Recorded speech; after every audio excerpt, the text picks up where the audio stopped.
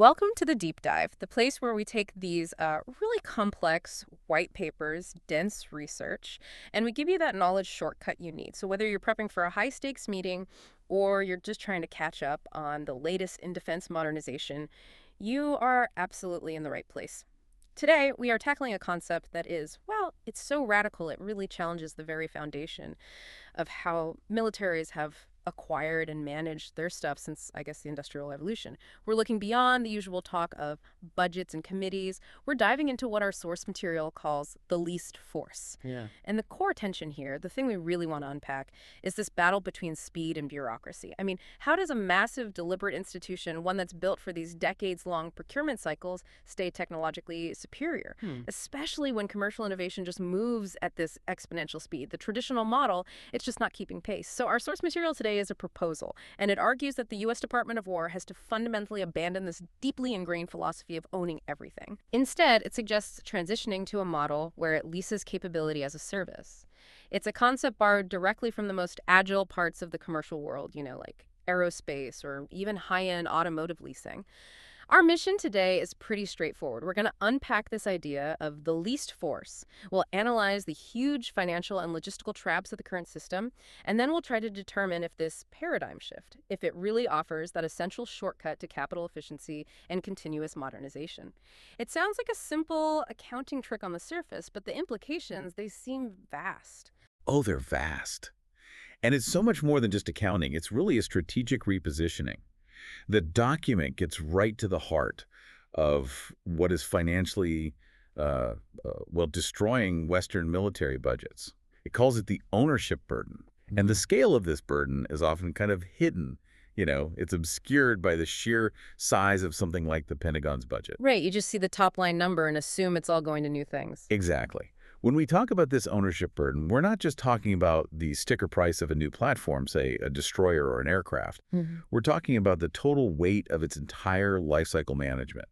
I mean, that's 50 years of preventative maintenance, decades of climate-controlled storage for spare parts, and this constant losing battle against technological obsolescence. And historically, we could kind of afford to absorb that weight, couldn't we? There was a time when the military just had enough slack in the system to muscle through that kind of inefficiency. Precisely. Yeah. After the Cold War, we had what everyone called the peace dividend.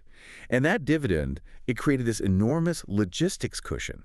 We could afford to have these sprawling depots, these really slow acquisition cycles, long sustainment tails, because there was no existential threat breathing down our necks demanding, instant efficiency or technological superiority. The source material is very clear on this. That strategic environment is gone. It's completely gone. We are now in a near-peer competition that demands capital efficiency and instant modernization. And those dividend-era logistical structures, they're not assets anymore. They're strategic liabilities. So the proposed solution is, it's actually elegant in its simplicity. It's all about decoupling. Decoupling the user from the owner. Okay, so this is the central philosophical shift. Absolutely pivotal. Yeah. You decouple the user, that's the warfighter, the Department of War, from the owner, which becomes a commercial entity. It could be a holding company, a bank, a specialized lessor. And this totally redefines the military's role. It stops being one of the largest warehousing and maintenance corporations on the planet. Which it kind of is right now. It absolutely is. And instead, it becomes a streamlined, agile consumer of military services and, crucially, guaranteed capability.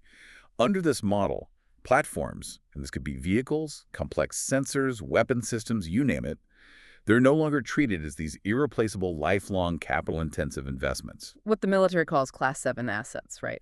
Exactly, Class 7. Instead, they're treated like consumable, high-end services.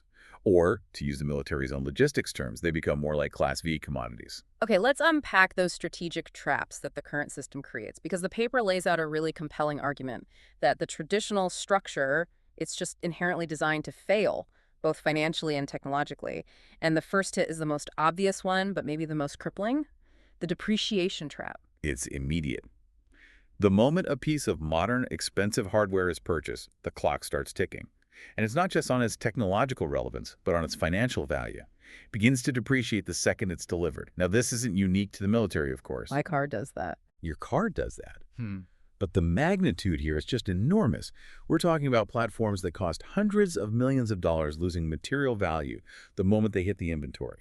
You're turning these huge financial commitments into liabilities, literally overnight. And I think it's important to point out that unlike commercial assets, military depreciation is uniquely destructive because the secondary market is so heavily restricted. You can't just go sell a 5-year-old fighter jet on eBay when you're done with it. You can't, exactly. Sure. The buyer pool is tiny.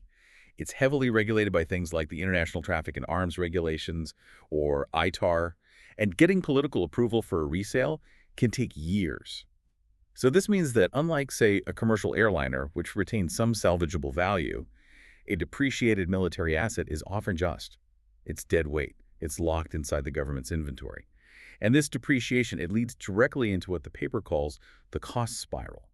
The source points out that keeping aging equipment relevant often ends up costing far more than the original purchase price. How does that happen? Well, it's due to the need for these bespoke, often backward-engineered retrofits. You're dealing with supply chain scarcity for legacy parts that no one makes anymore.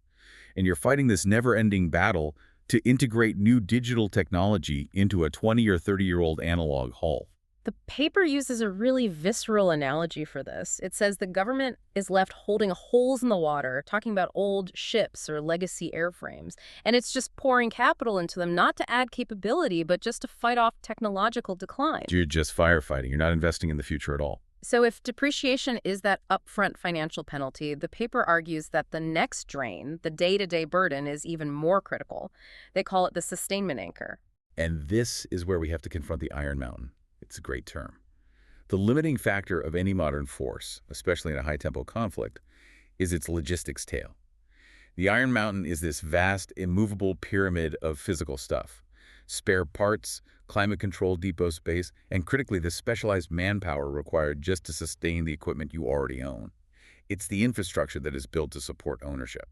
And the opportunity cost there must be staggering. It is. I mean, think about it. The Department of Defense spends hundreds of billions every year on what they call operations and maintenance, or O&M accounts. These accounts often dwarf the actual procurement budget for new equipment. So you have these vast resources, thousands of highly skilled people, logistics officers, specialized mechanics, avionics techs, and they're dedicated purely to storing, tracking, and trying to fix aging fleets. Instead of focusing on warfighting functions. Or training or innovation, Right. yes. And that's where the question the source raises becomes really provocative. It asks, should the Department of War dedicate the bulk of its energy and its most skilled people to maintaining things it already has? It basically suggests the U.S. military is, by default, optimized for sustainment, not for aggression or rapid adaptation. It's the ultimate sunk cost fallacy, just applied to national defense. Yeah.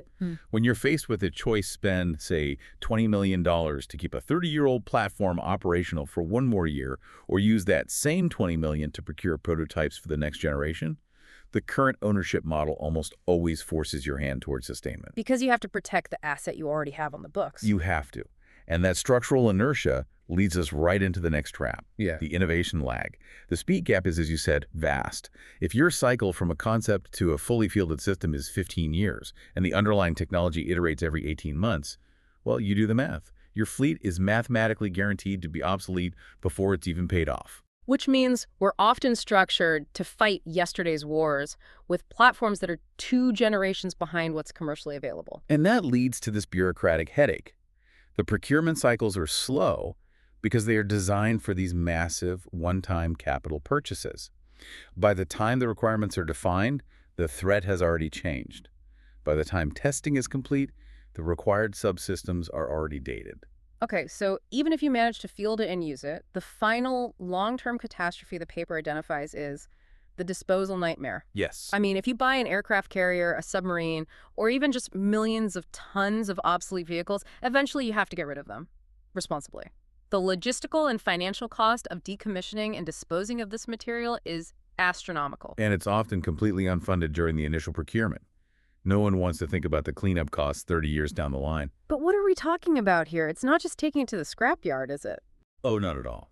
We're talking about highly sensitive materials, sometimes toxic, often classified components. The process is lengthy, it can be environmentally hazardous, and it's incredibly expensive. The current defense structure simply cannot afford to manage the volume and complexity of disposal that's required if we're serious about modernizing rapidly. So that disposal cost, it acts like a financial anchor. It prevents rapid turnover. It forces the military to retain assets long past their utility, just to delay paying that inevitable decommissioning bill. Which locks you even deeper into the sustainment trap. It's a vicious cycle. It's a complete vicious cycle. So, if ownership is what traps us in this cycle of depreciation and disposal, the solution has to be a total overhaul of perspective. The foundational concept of the leased force is this mandated transition. You have to move military hardware from being seen as a permanent, precious capital asset. That's the Class 7 major end items we mentioned. The ships, the aircraft, the big platforms. Exactly. You move it from that category to being treated as a service or a consumable, which, in logistics terms, is designated Class V ammunition and expendables. Okay, let's make sure we really clarify that distinction for you listening. Class 7 items are the things you have to nurse and maintain for 50 years. Class V items are the things you use up and you replenish. Precisely. A missile is Class V. It's designed to be expended, and then you get a new one. A guided missile destroyer is Class 7. It requires decades of meticulous cradle-to-grave management.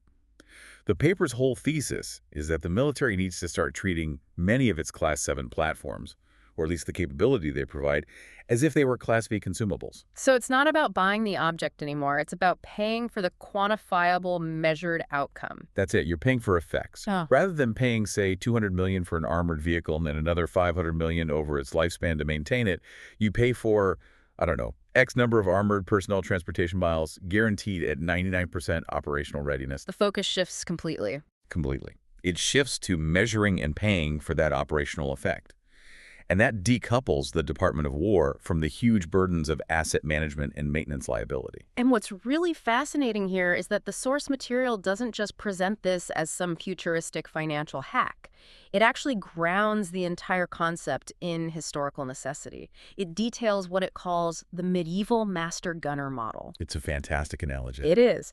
During the late Middle Ages, early artillery systems, these massive, complex siege trains and bombards, they were the ultimate high-tech, capital-intensive systems of their day. They were too specialized, too expensive, and they required this esoteric metallurgical and chemical expertise that the sovereign, the king or the duke just didn't possess. They couldn't afford to keep those experts on a permanent staff. So the arrangement that evolved was basically artillery as a service. Right. A sovereign would contract a master gunner, or sometimes an entire mercenary company, often from Italy or Germany. And these guys were the original equipment manufacturers, the OEMs, and the sustainment specialists all rolled into one. They provided the heavy equipment, the black powder, the siege engineers, the crew, everything. And the sovereign was paying for a specific outcome. A specific outcome or for a specific duration. You'd pay for the length of the campaign or for the effect you needed, like demolish the walls of that fortified city. And crucially, the risk. The risk of the cannon barrel bursting or the specialized powder getting ruined or the siege engine just breaking down, that lay entirely with the master gunner. The risk was transferred. It was successfully transferred away from the Crown's treasury and its administrative burden. And the paper argues that this exact logic, this ancient logic, needs to be revived. Today's platforms, from advanced sensors to hypersonic systems, they're every bit as complex and capital-intensive relative to a modern defense budget as a bombard was to a medieval treasury. We have to outsource the complexity of ownership again. And that model, it naturally enforced modernization, didn't it? If a master gunner showed up to a siege with inferior, outdated equipment, he either wouldn't get the contract or his reputation and his livelihood would be destroyed immediately. So the market itself created this pressure for continuous technological upgrades. Which is exactly the agility the current military acquisition system lacks. So to operationalize that ancient wisdom, the paper says we have to turn to the most aggressive models of modern commercial finance. And this brings us to the sprint philosophy. Yes, this is where we get practical. The sprint philosophy is fundamentally about applying the high-end automotive lease model to the battlefield. It all starts with that foundational economic adage you hear all the time. If it appreciates, buy it. If it depreciates, lease it. And military hardware falls squarely into the depreciating category the moment it enters production. There's no debate. So this directly attacks what the paper calls the buy and hold fallacy that really underpins military finance. I mean, for you or me, buying a reliable Toyota and driving it for 20 years, that maximizes our financial utility. You amortize the initial cost over 2 decades. Right. For a civilian, that makes perfect sense. But the paper's argument is that this same 20-year retention strategy, while it's financially smart for a civilian, is a catastrophic strategic policy for a military force. Because maximizing longevity inherently means you're accepting severe, maybe even fatal technological inferiority, Hmm. especially against an adversary who is invested in continuous upgrades. And this brings us back to risk transfer, which you mentioned. This might be the most profound part of the shift. I think it is. If the Department of War insists on this buy and hold model just to minimize the perceived upfront cost, they're not actually saving money. They're just transferring the real costs in the form of obsolescence, failure, and vulnerability directly onto the soldier in the field. That's a powerful way to frame it. The hidden cost of retaining these aging fleets, these fleets that are kept alive way past their technological relevance. It's paid in increased maintenance hours, increased logistical risk, and ultimately increased vulnerability for the crew inside. If a fleet is kept in service because, well, it still flies, but it lacks modern electronic warfare suites, the pilot's life is being actively risked to satisfy an accounting ledger from 20 years ago. So the mission of leasing becomes a moral and strategic imperative. It's about ensuring the warfighter is always operating in the technological current year. Exactly. When you lease, the risk of technological obsolescence stays entirely with the original equipment manufacturer or with a commercial holding company. So if a new sensor suite comes along or a superior airframe, the Department of War doesn't have to worry about storing or fixing or trying to find a buyer for the outdated hull. They just return it. The contract term ends, you hand back the keys. Okay, but this is where we have to introduce some skepticism, right?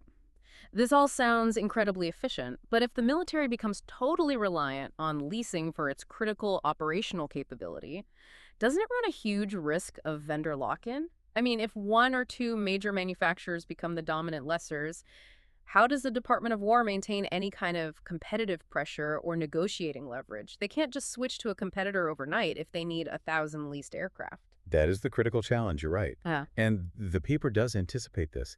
It stresses that the lease model has to prioritize standardized open architecture systems rather than these bespoke proprietary designs that lock you in. The contracts themselves must be built with explicit off-ramps and multi-vendor interoperability requirements. So if a manufacturer tries to use proprietary tech to create that vendor lock-in, the contract has to penalize that. It has to ensure that the system can always be swapped out for a different lessor or OEM, providing a similar capability, even if the physical hull changes. So the focus always remains on the effect, not the specific brand of platform. The effect is what you're buying. That focus on capital fluidity is mirrored perfectly in what the paper calls the commercial air model, the airline analogy. Right. Just look at major commercial carriers around the world, Southwest, Delta, Ryanair. Many of them lease huge portions of their fleets. They do this because it preserves immense capital fluidity. They aren't tied up in these massive fixed capital investments. This allows them to adapt instantly to things like fuel price volatility, spikes in passenger demand, or regulatory changes just by adjusting their lease agreements. And crucially, this model is meant to stabilize the defense industrial base, which is otherwise known for being notoriously volatile. It is this boom and bust cycle. So if production is based on projected global demand and it's secured by these long-term holding companies and lease agreements, the manufacturer can maintain a much more stable, continuous production line. They're no longer solely reliant on the erratic, stop-start nature of government fiscal year orders, which often create these massive spikes in production followed by catastrophic crashes and layoffs. And that stability, it keeps skilled labor employed and allows the manufacturers to invest in future R&D with a lot more confidence. And for the military, the gain in agility must be enormous. It is. The paper observed that airlines can transition from one generation of airframe to the next, say, from an older Boeing to a more efficient Airbus with relative speed. And it's precisely because they are not saddled with the ownership of the hulls. Yeah. The military, by contrast, can spend years, sometimes a decade, just running divestiture programs to get rid of a handful of aging platforms. Leasing could cut that 20-year transition process down to a 5-year contract cycle. Okay, so the move from ownership to leasing sounds good in theory, but it introduces massive new logistical risks. The paper is pretty candid about this. It even cites past failures, like the accountability crisis with all those lost shipping containers during the global war on terror. If the military doesn't own it, how do they track it? How do they make sure it's secure? Accountability is completely non-negotiable, and the source mandates a technological solution for this. It calls it the Telemetric Chain of Custody. A telemetric chain of custody. And it's an absolute requirement for every single leased asset. Every platform has to function as a digital twin, generating real-time usage data that's fed back to the lessor and to the Department of War simultaneously and securely. We need to get specific here. What kind of data are we actually talking about? This isn't just a simple GPS tracker, is it? Oh, far from it. Mm-hmm. This system would track very specific operational metrics: flight hours, engine cycles, sensor uptime, fuel efficiency, required maintenance actions, and of course, precise location. This comprehensive secure data stream does two things. First, it eliminates the possibility of just losing inventory, which was a huge problem in past conflicts. Right. And second, and this is more important, it fundamentally shifts the payment model.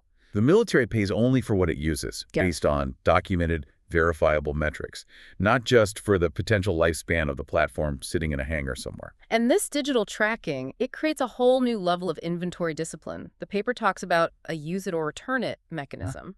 Yes. In the current system, commanders often hoard resources.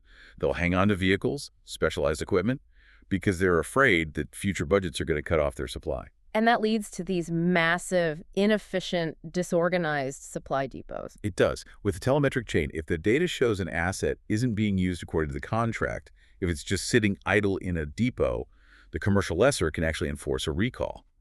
This discipline would drastically reduce the logistical footprint and prevent the very expensive phenomenon of asset idling. And that digital accountability system feeds directly into this new idea for sustainment, maintenance as a service. The contracts have to be comprehensive. As the paper puts it, the lease contract has to cover the ink, not just the printer. I like that. So maintenance, critical spare parts, necessary upgrades, rapid repair, it's all integrated into the lease package as a contracted sustainment service. The way to think about it is this. The lessor guarantees an operational readiness rate, let's say 95%. If the fleet's readiness rate dips below that number, the lessor is financially penalized. So that incentivizes the commercial partner to manage all that complex logistics to make sure the inventory is properly maintained and available. It makes it their problem. Mm-hmm. And this has a huge impact on the warfighter. If the commercial partner is the one responsible for guaranteeing that readiness rate, it frees up thousands of highly specialized military personnel, the technical sergeants, the avionics specialists, to focus entirely on combat training and warfighting functions. They don't have to double as mechanics for aging or complex leased equipment. It separates the technical expertise from the combat mission.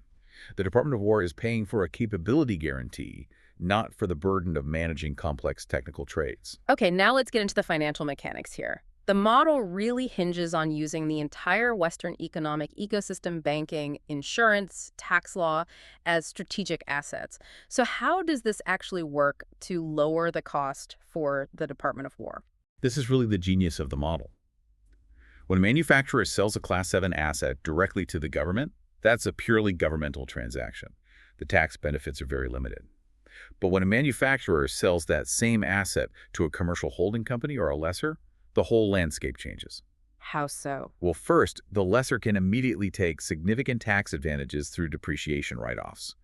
Since these military platforms are multi-million or even multi-billion-dollar assets, the ability to deduct their rapid depreciation over a short lease term provides enormous tax benefits to that commercial entity. And these benefits, they reduce the lessor's overall cost of capital. And that saving is then contractually passed back to the Department of War in the form of a lower monthly or annual lease rate. Okay, so the government gets the platform, but the taxpayer indirectly benefits from the lower cost, which is enabled by commercial tax law, something the military could never access when it owned the asset outright.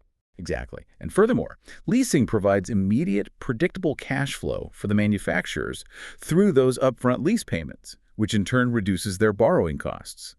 It's a really efficient system that leverages private capital and financial engineering to get a strategic military outcome. And this leads to a massive cultural leap. It's a shift from the military's internal concept of positive control to what the paper calls commercial actuarial security. It is a massive leap. Within traditional military logistics culture, losing a major asset or even just a specialized shipping container is treated as a supply discipline failure. It can be career-ending for the commander who is responsible. So that system emphasizes positive control at all costs. At all costs, even if that cost is unnecessary risk aversion in combat.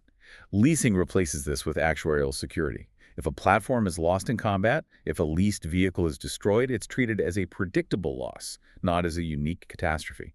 It becomes a line item in the commercial insurer's ledger. So the financial loss is just absorbed by the commercial insurance market. A system that is specifically built to calculate and mitigate that kind of pooled risk. This removes the punitive nature of wartime loss from the Department of War's bureaucracy and hopefully fosters a culture of necessary risk-taking rather than just asset preservation. That structural change in how you manage risk then smooths the path for what the paper calls foreign military sales optimization. Right now, divesting old U.S. gear to allies is a bureaucratic nightmare. It involves decades-old inventory known as excess defense articles, or ED. The current process is incredibly painful. ED often requires lengthy congressional notification, detailed department state approval for ITAR compliance, and the burden of refurbishment falls entirely on the U.S. government. Which has to make sure the asset is functional and safe before they can transfer it. Right. And this entire process is slow, it's costly, and it often results in delays that actually undermine our strategic goals with our allies. So how does the least force model streamline this? Seamlessly. When the Department of War finishes a 5 to 7 year lease, the equipment goes back directly and quickly to the original equipment manufacturer, the OEM. The lessor has already monetized the primary usage through the U.S. lease. Okay. The OEM, who has the technical expertise in the supply chain, is then responsible for refurbishment and modernization. And operating under pre-approved Department of State guidance, which would be streamlined because of the constant nature of this flow. The OEM can then lease or sell this refurbished, still highly capable gear to allied nations. So you're creating a robust, continuous secondary market. You're efficiently cycling what is Tier 1 technology for us, but maybe Tier 2 for future conflicts, straight into the hands of our Tier 2 global partners. And that enhances global interoperability. It strengthens our alliances by getting the modern, standardized equipment quickly. And critically, it keeps the OEM's revenue stream stable, which supports the domestic industrial base. The cost and liability of managing that aging asset are completely off the government's balance sheet. But all of this, it hinges on a massive cultural transformation, doesn't it? The military is an institution that traditionally venerates ownership. How do you shift a mindset that's so deeply tied to owning those magnificent Class 7 assets? The organizational challenge is arguably much greater than the financial one. It requires the entire military bureaucracy to shift its identity. It has to move from being an organization that's defined by the physical platforms it possesses, the carriers, the fighter wings, the tank battalions, to an organization that's defined by the capabilities it can project and sustain. The goal, then, is to move away from nursing these precious Class 7 major end items for decades. Away from that bureaucratic protectionism, yes, and toward treating a much larger pool of equipment as Class V expendable, consumable, or as a guaranteed leased service. And this means accepting that a platform will have a short lifespan under U.S. colors, and it will be returned to the commercial entity when its technological utility expires. But let's be the necessary skeptic again here. The paper seems to gloss over the political resistance. What happens when a high-profile leased asset, let's say a $90 million leased UAV, is shot down or captured by an adversary? Congress is naturally going to demand to know why taxpayer money was spent leasing an asset that was immediately lost and why the government didn't own the underlying intellectual property. How do you mitigate that political landmine? That is the essential political hurdle, no question. The key mitigating factor has to lie in the contract structure itself. If the Department of War focuses strictly on acquiring capability metrics, things like intelligence surveillance hours or guaranteed air defense cycles, the political conversation can shift away from the asset loss itself. So the insurance mechanism handles the financial replacement. And the focus for Congress and the public remains on whether the contract was fulfilled. Did we get the capability we paid for? And furthermore, in a leased model, the government isn't tied up in the internal IP of the platform. If a leased platform is lost or captured, the government can immediately pivot to a next-generation platform from a different vendor. They don't have to worry about retrofitting classified technology into a now compromised hull. So the loss actually becomes a market stimulus for modernization rather than a political liability. Potentially, yes. The argument is that the military has to transfer risk out of the system entirely and focus solely on the mission. That seems to be the ultimate conclusion. It is. The risk of ownership, the crushing risk of obsolescence, the logistics risk of maintenance, and the financial risk of loss. They're all transferred almost entirely to the commercial sector, to the insurance companies, the lessors, and the manufacturers. The fundamental promise here is transformation. The Department of War becomes fiscally sustainable because it stops hemorrhaging capital into maintenance. It becomes technologically superior because it's constantly fielding current year models. And it is finally unburdened by the legacy logistics and that colossal iron mountain of the past. And that brings us to the end of this deep dive into the concept of the leased force. For you, the listener, the key takeaways are that the current system is strategically handicapped by this ownership burden, the depreciation trap, the unsustainable sustainment anchor, and that disposal nightmare. The radical proposal is a paradigm shift from owning Class 7 assets to leasing quantifiable capability. It's a model historically proven by the master gunner and commercially leveraged today by the airline industry. And this whole system is underpinned by rigorous digital accountability, that telemetric chain of custody, and it leverages commercial financial engineering to achieve a lower overall cost of readiness. And the necessity here is speed. Right. We have to modernize the method of acquisition to match the tempo of modern warfare, particularly since that strategic logistics cushion of the peace dividend is completely gone. Leasing is presented not as some clever accounting trick, but as a strategic requirement to ensure continuous technological superiority and force agility. A really fascinating concept. It is. So here is the final provocative thought to consider as you mull over this profound shift. If the primary limitation facing modern national defense is no longer the capacity to innovate and build advanced technology, but rather the bureaucratic and financial ability to rapidly acquire and integrate that technology, then how does this leasing model fundamentally change the very definition of national defense spending?